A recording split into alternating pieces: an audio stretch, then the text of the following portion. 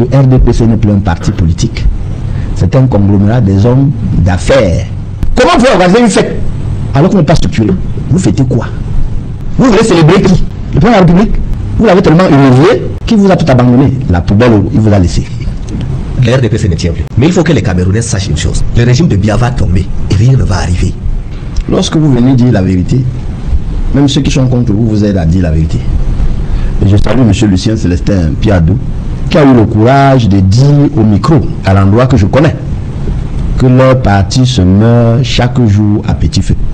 J'espère que Youth, je ne sais pas comment vous avez pris ça, mais vous allez prendre le courage d'accepter qu'on vous dise que ça ne va pas. Tant que vous allez rester dans votre bulle, les 17 355 membres là, ça va devenir peut-être 6 000. Parce que, comme dit Lucien, ça se meurt chaque jour. Pour preuve, moi j'attends de voir les images du Grand Nord. J'attends d'avoir les images du sud-ouest du nord-ouest. J'attends de voir le caméraman qui va nous présenter en large spectre ces cérémonies, sans charter, bien sûr. Ah ben finalement, qu'est-ce que vous J'ai dit bien, sans charter, bien sûr. Les meetings, Le RDPC, vous allez voir. le RDPC, les hommes sérieux, les femmes sérieuses dans le RDPC, à l'instar de Lucien Célestin, ont déjà pris conscience. Ils avertissent les aveuglés. Sortez de cette caverne. Voyez avec vos deux yeux. Ne voyez pas avec le reflet de ce qu'on vous envoie. Le RDPC n'est plus un parti politique. C'est un conglomérat des hommes d'affaires qui soit fuient les impôts ou protègent les impôts, soit ont la charge de torturer la justice. Ce n'est plus un parti politique. Ce que tu attends de moi, c'est que je dise que vous les jeunes là, reprenez la vraie flamme, vous relevez les statuts, vous relevez le règlement intérieur et vous convoquez, comme a dit le procureur général, l'état de droit dans le RDPC. C'est-à-dire vous commencez par respecter la légalité républicaine et la légitimité populaire, d'abord dans le RDPC.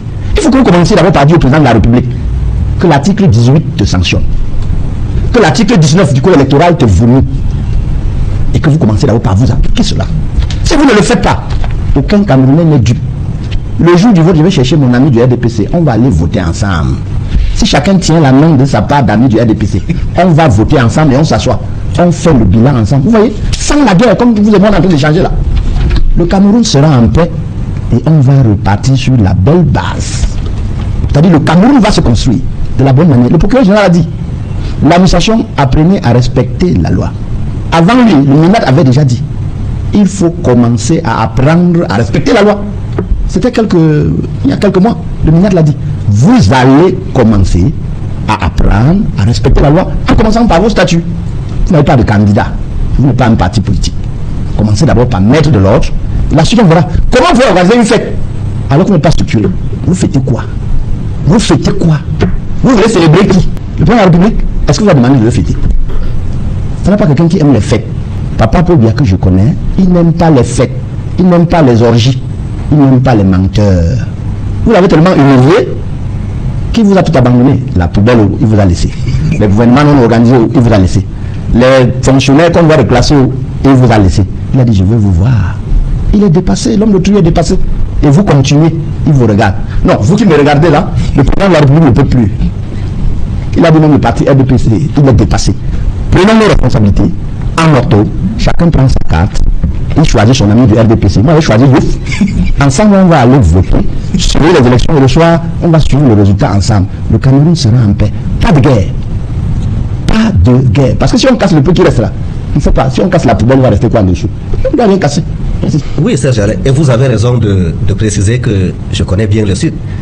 Mais vous avez oublié aussi de dire, et je vais le dire, j'aime beaucoup le Sud. Et je ne sais pas pourquoi, mais entre la région du Sud et moi, c'est une relation, je vais dire, presque d'amour. Un amour parfait. D'ailleurs, quand je suis dans la région du Sud, c'est difficile que je paye l'hôtel. Je suis logé, bon, je ne vais pas donner de nom parce que... Mais c'est que vous découvrez certaines choses qui pourtant étaient là, patent sous vos yeux. Le RDPC, le navire RDPC a commencé à se disloquer il y a fort longtemps. C'est-à-dire, la guerre entre les dignitaires fait rage.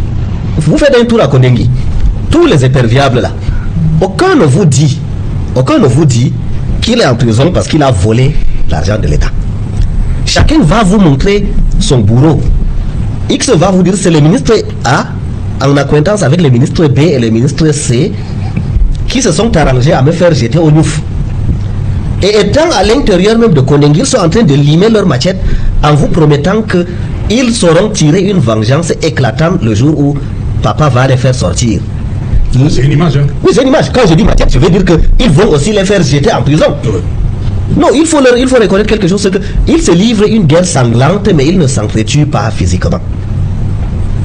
C'est peut-être, c'est là où se trouve, c'est ce qui fait même mal dans cette guerre, mal entre guillemets, parce qu'ils se bagarrent entre eux, il y a une inimitié profonde, mais ils ont le courage de s'asseoir ensemble lors des cérémonies, surtout lorsque le chef de l'État est présent. Et tous sont convaincus qu'ils n'ont été mis en prison que le temps d'une distraction de la part de leur champion. Aujourd'hui, ils sont vraiment aux abois. Les personnes lucides, à l'instar de la personnalité que vous avez citée, il y a encore beaucoup d'autres dignitaires qui ont compris qu'en 2025, heureusement que Yula a parlé de mon parti politique, ils ont compris qu'en 2025, on va les faire danser sur un rythme que nous sommes en train d'écrire. Le petit jeu de cache-cache auquel ils ont habitué la population ne tiendra plus. Tout à l'heure, Menguefak a dit qu'il aimerait voir les images du Nord. C'est pas anodin quand il cite le Nord. Vous vous rappelez, il y a quelques jours, le gouverneur de la région de l'extrême nord et tout son état-major, ils ont été enfermés dans un enclos d'épineux. Le SGPR lui-même a goûté un peu à l'affection que les populations du Logon et Chari lui avaient pour lui. Non, le RDPC ne tient plus. Mais il faut que les Camerounais sachent une chose. Le régime de Biya va tomber et rien ne va arriver.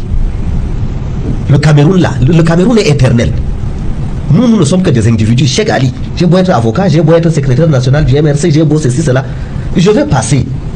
Le président Biya, c'était un être humain, il va passer. Mais le Cameroun restera. Je me rappelle, je ne sais plus si c'est Youd ou un de ses camarades qui avait dit que lorsque le MRC va gagner les élections, il faut que l'armée fasse un coup d'État. Il n'y aura pas de coup d'État. Il n'y aura pas de meurtre, il n'y aura rien. Vous allez mordre la poussière là à la régulière dans les urnes. Vous allez, Menguefak vous l'a dit, vous allez apprendre à respecter la loi. Ce qui me chagrine. Vous avez confiance en Eleka? Monsieur Gefa, monsieur Serge Ngotou, vous n'avez pas remarqué que depuis 2018, l'atmosphère politique a changé dans ce pays. Parce qu'après la période de multipartisme, après la période de Brest, c'est comme si les choses... Il y avait une politique là de connivence entre... On ne sait plus où était l'opposition, où est le pouvoir. Mais depuis 2018, il y a des hommes nouveaux. Il y a du sang neuf. La politique n'est plus cette histoire de sang bleu où c'est le fils de tel là, c'est l'aristocrate où on hérite d'un parti politique. C'est du sang neuf qui a été injecté. Vous comprenez, des noms là. Je ne veux pas citer de noms, les Camerounais les connaissent suffisamment. Les nouvelles personnes qui sont arrivées en politique là, c'est des idéalistes.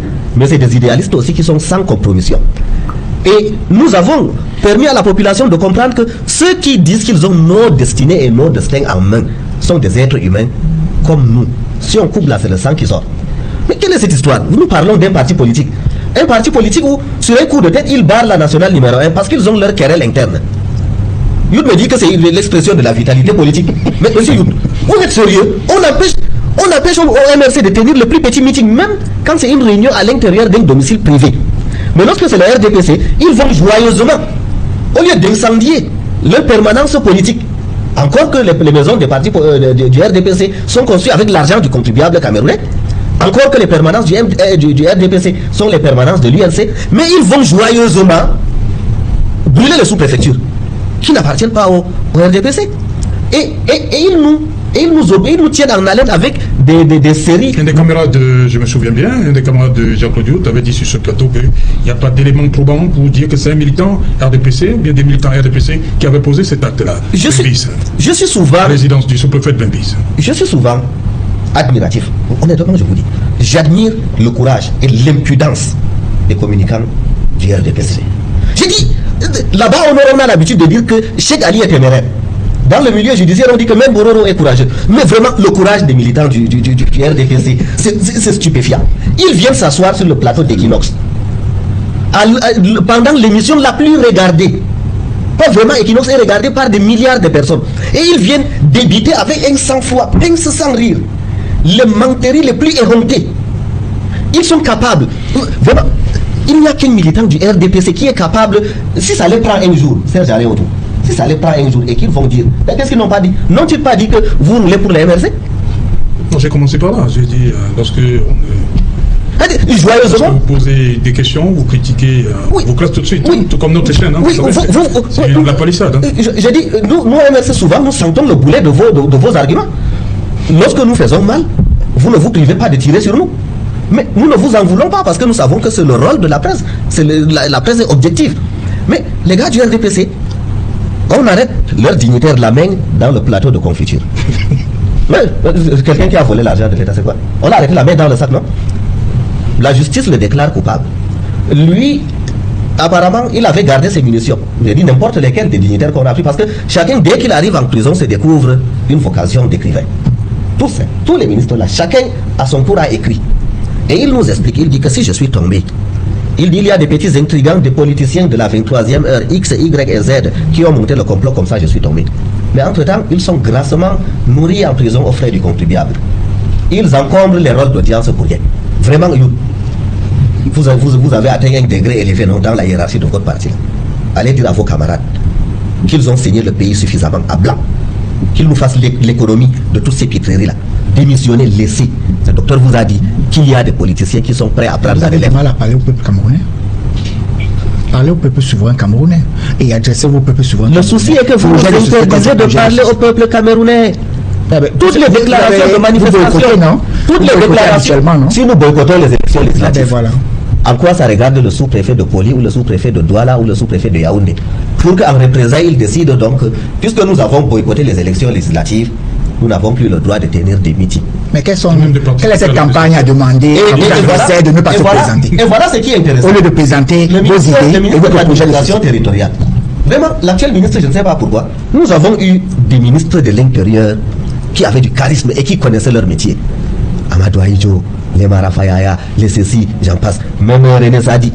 Mais lui, il vient de découvrir la fonction ministérielle. Il ne sait pas où se trouve la limite des prérogatives du ministre de l'Intérieur et où commence celle de l'ECAM, et où commence celle du Conseil constitutionnel, et même où commence celle du simple commissaire de police. Nous sortons, nous invitons les Camerounais à s'inscrire sur les listes électorales. Il dit que nous harcelons les Camerounais. Et puis, abrupto, le Conseil, on n'a même pas convoqué le corps électoral. Il décide de qui sera candidat et de qui ne sera pas. La justice se prononce par rapport à des partis politiques. Dieu merci, il n'a pas essayé ça encore avec nous. La justice dit que voilà celui qui est habilité. Non, nous sommes un parti sérieux, on ne va pas. Les chevaux de Troie n'entrent pas chez nous. Ok. Donc, il décide, il dit que vous serez le président de tel parti politique. La justice dit non, voilà le président de ce parti politique. Mais lui, le ministre de l'Intérieur, il décide. Et c'est comme si c'est lui qui a inventé les boutades. Tantôt il nous parle des nounous, tantôt il nous parle des abeilles, tantôt il nous parle. Mais je vais vous dire en un mot, ça c'est de la diversion. Que les Camerounais ne s'arrêtent pas, qu'ils ne rient pas à ces mots-là. Il n'y a pas matière à rire. Il faut qu'ils comprennent, que les Camerounais comprennent que ça c'est des manœuvres de diversion. Octobre arrive.